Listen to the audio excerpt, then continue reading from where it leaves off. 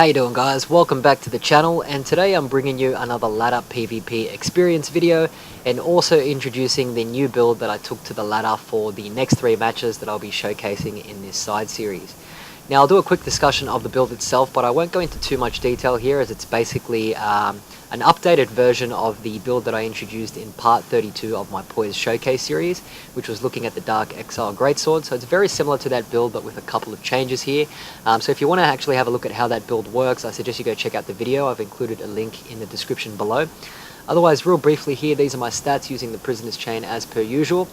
Unfortunately, I couldn't hit the 30 intelligence and 30 faith caps here for the Dark Infusion, and keeping in mind that I've got 24 strength and 16 dexterity to hit the minimum stat requirements to wield the Exile Greatsword. But you'll notice that two-handed on a Dark Infusion with these stats, we're still getting quite impressive AR here, 704, which is pretty good. On top of that, we are at 40 Vigor. Now, it could be a little bit higher, obviously, keeping in mind that my Dark Mace build, for example, has 46 Vigor, but 40 Vigor is quite good in this build because we are outputting quite a lot more AR in comparison at the trade. So effectively we are doing a lot more damage to our opponent, so a little bit less Vigor, but 40 is still good. I've found in my tests here using this build, and we've also got 34 Endurance here, keeping in mind we are using the Ring of Favour +3 and also the Chloranthy Ring +3. So we have some good stamina regen there, guys, as you will notice that this build utilizes those running attacks quite often to get into our combos. Now, going over to the equipment page here, guys, Dark Exile Greatsword +10 is my main here. Now, you'll notice in my left hand I have a Blessed Cestus +10. Now, keeping in mind that as per the ladder rules, you are only allowed 1 passive HP regen item in your active inventory. So that can be like something like the Blessed Cestus or something like the Ethereal Oak Shield, but nothing else. And you cannot have the Sun Princess Ring either, as that one's banned, and you cannot use any regen or healing miracles either. So no Bountiful Sunlight and no Filianor Weapon Art either. So basically just have the Blessed Cestus +10 here as my only passive HP regen item. And you'll notice in my matches that I don't hard swap and I don't ring swap either. So this is my active inventory, and on top of that, these are my rings, which are pretty standard for my builds here. So no Sun Princess ring. Now in my second left-hand slot, I've got the Dark Longsword +10 as my offhand weapon, and I've also managed to fit in the Light Crossbow +10 here, with Exploding Bolt as well for utility. Now in terms of armor, it's a little bit different from the part 32 version here. I think I'm optimized a little bit better in terms of absorption values or defenses here, using the Wing Knight armor, Hables, and the Dragblood Helm, keeping in mind that we're just below the 70% weight ratio, so we're not fat rolling, and our poise level is at 44.85, which allows us basically to infinitely hyper armor trade against every two-handed R1 up to and including great swords and regular hammers. We can tank 1 two-handed R1 from Ultras and Great Axes from memory, but we can't tank any Great Hammer two-handed R1s. We'll have to use the R2 or the Weapon Art to trade with the two-handed R1s from a Great Hammer, but luckily this build here is for ladder matches, so we aren't going to be fighting any Great Hammers at all. And I'm basically going to be focusing on having enough poise here to out-trade faster weapon classes like straight swords and curved swords, and also the occasional curved greatsword and greatsword class weapon as well. Now, what I also wanted to do is I wanted my running attacks with the Dark Exile Greatsword to be uninterruptible by fast weapon standard attacks, so your two-handed R1s or your one-handed R1s from straight swords or curved swords. So essentially with this poise level here, guys, when we do hit with our running attack and we trade with, say for example, a curved sword two-handed R1, we will not be poise broken, which allows us then to get in a combo with our Dark Longsword if we're given the opportunity.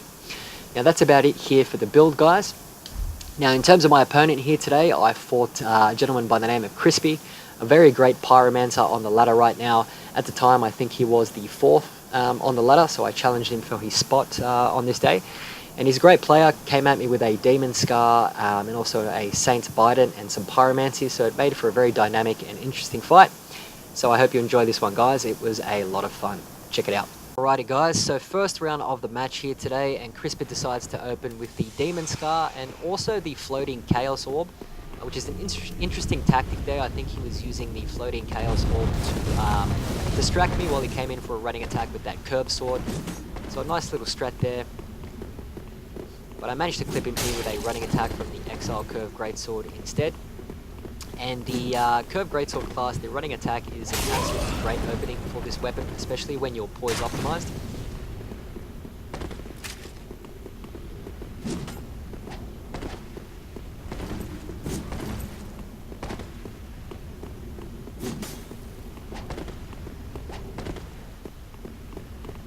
Now I go for a cheeky little free aimed crossbow shot here, guys. And I actually managed to hit, which is great.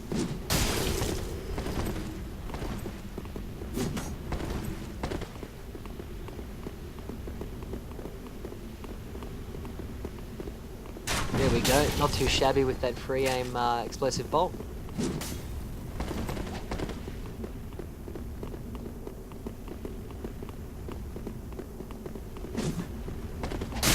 Get roll caught by that curved sword there, guys. Excellent roll catcher, but I do manage to hit Crispy back there with a regular R1. I should have gone for the double R1 actually, so that was my mistake in hindsight there. Should have capitalized on that. And I just have to say, it's excellent spacing here by Crispy. He looks very nice and relaxed. Just running around to space my R1s there. He's not actually rolling or anything. So he looks very nice and relaxed and comfortable there, spacing my regular R1s here with the Exile Curved Greatsword. Trying to go for that roll catch there with the curved sword. Now you'll notice there how I switched to the offhand longsword. Now I go for a running attack here which actually hits. You'll notice how I didn't get staggered. In hindsight I should have utilised the longsword there to follow up after that running attack, given that I wasn't staggered. So it's a bit unfortunate in hindsight that I didn't do that, but it's something that I want to practice in the future. Now again there I should have capitalised on that weapon art when I spaced it by going in for an R1 again, but I didn't. And over here I completely mistimed that running attack.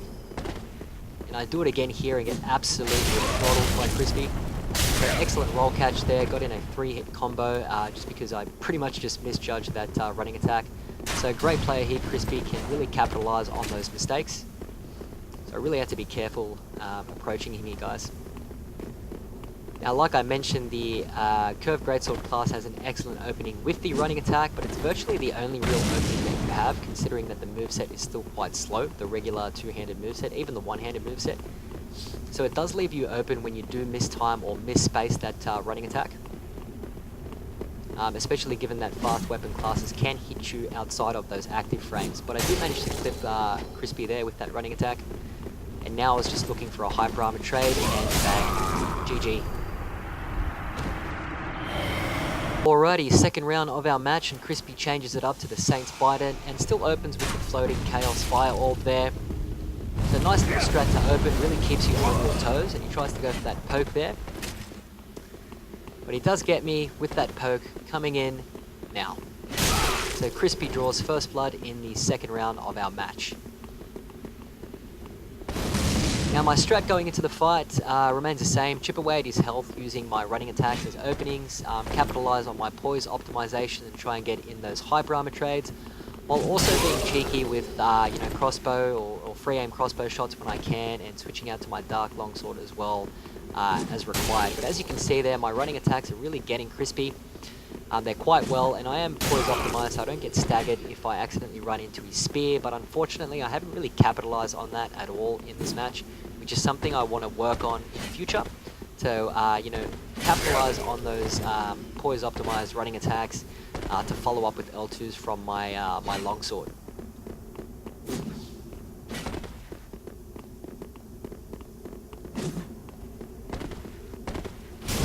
Tries to go for that black flame there. I'm glad that that didn't hit me. So again, a little bit of cheeky free aim crossbow shots just to keep Crispy on his toes there.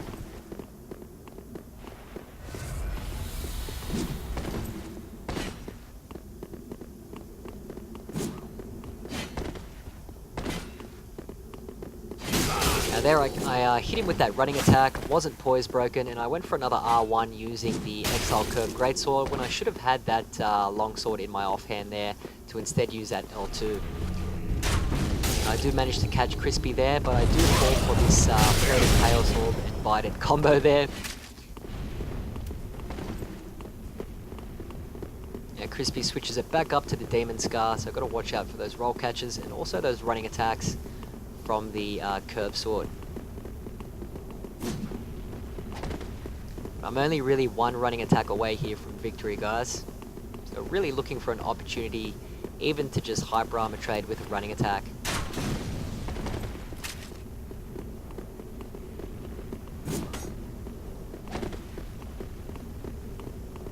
And there you have it, GG. Alrighty guys, so final round of our match here, and Crispy decides to open with the Demon Scar for this one. Now, you'll notice there's a lot more trading in this particular fight, and Crispy's actually a lot more in my face here, probably looking to roll catch me if I panic roll, or try and catch me outside of my active frames. That's probably what I was thinking here. That's why he was being so in my face, I guess.